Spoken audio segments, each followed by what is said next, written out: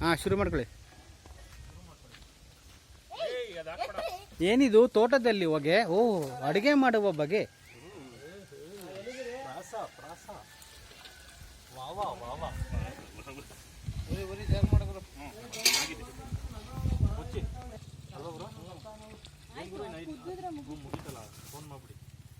ಎರಡು ಬಕೆಟ್ ಸಾಕ, ಇನ್ನೊಂಚೂರು ಹಾಕೋಣ ಒದಗ್ಲಿ. ನೋಡ್ಕೊಂಡು ಹಾಕೋದಲ್ಲ, ಪಾಯಸ ಮಾಡೋಣ.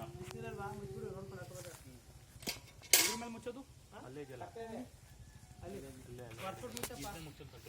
ಈಗ ಬೇಡ, ಕುದಿಲಿ ಬಿಡು ಗುರು. ಇದ್ರ ಮೇಲೆ ಮುಚ್ಚೋದು ಕುದಿಯಕ್ಕೆ ಕಮ್ಮಿ ಕಾವು ಕೊಟ್ಬಿಟ್ಟು ಕಮ್ಮಿ ಕಾವಲ್ವಾ? ಕಡಿಮೆ ಕಾವಂತೆ ಗುರು.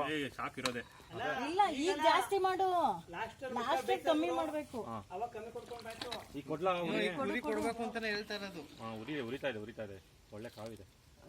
ಕುದ್ಮೇಲೆ ಉಪ್ಪು ಖಾರ ಟೇಸ್ಟ್ ನೋಡಿ. ನೀನು ಕಾವು